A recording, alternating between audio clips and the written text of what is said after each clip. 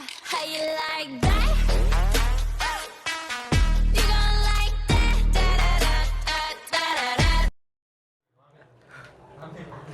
Assalamualaikum warahmatullahi wabarakatuh. Perkenalkan, nama saya Ahmad Muzaki. Saya dari kelas PAIC semester 2. Perkenankan saya di sini akan menyampaikan materi yang berjudul definisi filsafat ilmu dan ruang lingkup filsafat ilmu. Ya, selanjutnya yaitu sebelumnya saya akan menjelaskan dulu apa itu pengertian filsafat. Like that? Nah, di sini saya akan menjelaskan filsafat. Filsafat adalah pemikiran dan kajian menyeluruh terhadap suatu pemikiran, kepercayaan, dan sikap yang sudah dijunjung tinggi kebenarannya melalui pencarian ulang dan analisis konsep dasar untuk menciptakan kebenaran, pertimbangan, dan kebijaksanaan yang lebih. Nah, jadi filsafat secara harfiah itu berarti mencintai kebijaksanaan. Itu artinya filsafat juga memiliki arti mencintai, mencari, menuju penemuan kebijaksanaan atau kearifan. Mencintai kearifan di sini tentunya bermakna mencintainya dengan melalui proses dalam arti pencarian kearifan sekaligus produknya. Di dalam proses pencarian itu yang dicari itu kebenaran prinsip yang bersifat general. Prinsip yang sifatnya general ini harus dapat dipakai untuk menjelaskan segala sesuatu kajian atas objek filsafat. Lebih jauhnya itu mengenai pengertian filsafat dapat dibaca lagi dengan dicari sendirilah. Nah, setelah filsafat itu saya akan mengertikan dulu apa itu ilmu. Ilmu itu berasal dari bahasa Arab, yaitu alima, yang berarti pengetahuan. Pemakaian kata ilmu dalam bahasa Indonesia itu merujuk pada kata science dalam bahasa Inggris. Nah, science sendiri berasal dari bahasa Latin skill yang artinya juga pengetahuan. Nah, kalau untuk lebih detailnya itu ilmu adalah pengetahuan, namun ada berbagai macam pengetahuan seperti pengetahuan biasa dan pengetahuan ilmu. Nah, pengetahuan biasa itu adalah pengetahuan keseharian yang kita dapatkan dari berbagai sumber bebas dan itu belum tentu benar atau berdasarkan kenyataan. Nah, untuk pengetahuan yang pasti atau eksak itu berdasarkan kenyataan dan terorganisir, maaf salah. Nah, jadi di sini itu saya akan menggabungkan karena filsafat dan ilmu itu jika disatukan artinya sangat istimewa. Nah, jadi filsafat dan ilmu itu adalah dua kata yang terpisah tetapi saling terkait. Nah, filsafat itu sebagai proses berpikir yang sistematis dan radikal mempunyai objek material dan objek formal. Nah, objek materialnya adalah sebagai yang ada, baik yang nampak maupun yang tidak nampak. Nah, sementara ilmu juga memiliki dua objek, yaitu objek material dan objek formal. Nah, objek materialnya itu adalah alam nyata, misalnya tubuh manusia untuk ilmu kedokteran, planet untuk ilmu astronomi, dan lain sebagainya. Masih banyaklah contoh yang lain. Dan sedangkan objek formalnya adalah metode untuk memahami objek material, ya seperti pendekatan induktif dan deduktif. Nah, filsafat ilmu itu adalah segenap pemikiran yang refleksi terhadap persoalan-persoalan mengenai segala hal yang menyangkut landasan ilmu maupun hubungan ilmu dengan segala segi dari kehidupan manusia. Nah, filsafat ilmu merupakan suatu yang telah kritis terhadap metode yang digunakan untuk ilmu tertentu, terhadap lambang-lambang dan struktur penalaran tentang sistem lambang yang digunakan. Nah, Filsafat ilmu adalah upaya untuk mencari kejelasan mengenai dasar-dasar konsep, ya, sangka wacana dan postulat mengenai ilmu.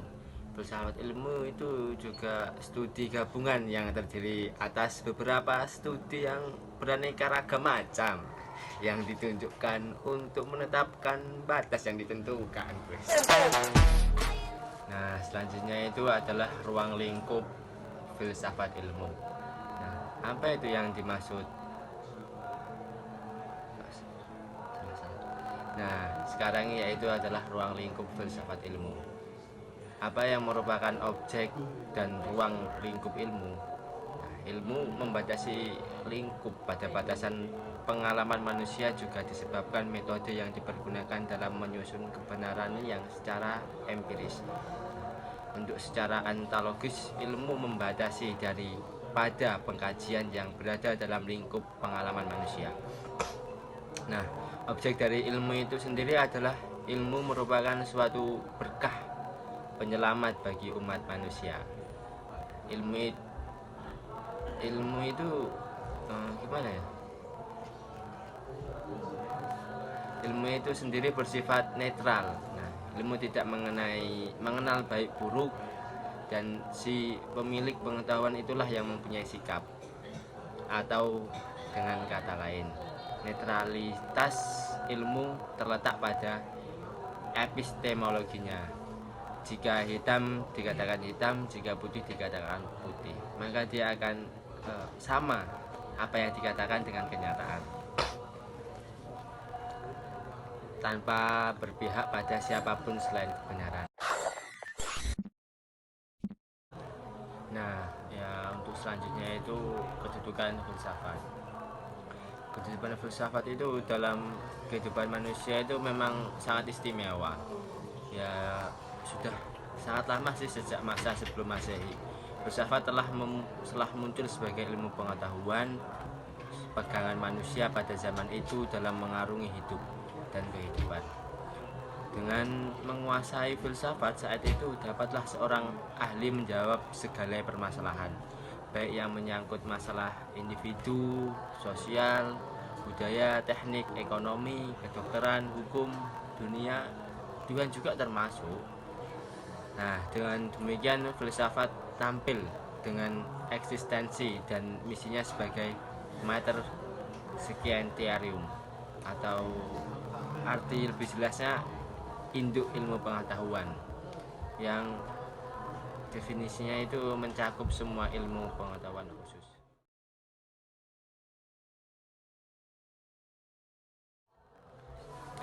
Dengan sejalannya waktu, perkembangan zaman sesuai dengan perkembangan kehidupan modern dan semakin terasa kebutuhan untuk menjawab segala tantangan yang dihadapi oleh manusia, lahirlah ilmu pengetahuan khusus.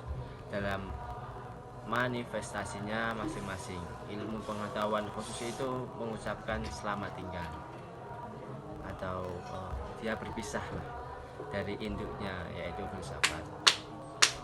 Momentum pemisahan ini dimulai pada sekitar zaman pencerahan.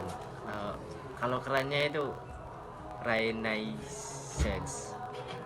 Peristiwa pemisahan itu ditenggarai dua hal pokok yang mewarnai filsafat dalam eksistensinya sebagai salah satu bentuk pengetahuan, yaitu kedudukan filsafat yang mencakup keseluruhan ilmu-ilmu pengetahuan khusus, tetapi masih dirasakan sampai dewasa ini. Yang kedua itu sesudah mater scientiarum, bahasa kerennya. Ya, kalau kalian mungkin mengenalnya filsafat lah, ditinggal pergi oleh putra-putranya tercinta atau ilmu pengetahuan khusus, maka filsafat sebagai induknya tidak punah begitu saja, tetapi tetap hidup atau survival. Nah, dengan eksistensi baru sebagai ilmu sempurna atau ilmu istimewa, dengan misinya yang mengusahakan pemecahan segala masalah yang tidak dapat dipecahkan oleh ilmu-ilmu pengetahuan khusus itu.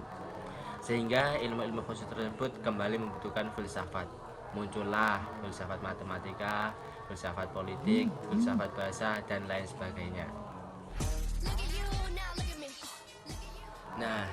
tadi yang dapat saya sampaikan, semoga bermanfaat bagi teman-teman semuanya. Sekian dari saya. Billahi taufiq wal hidayah. Wassalamualaikum warahmatullahi wabarakatuh.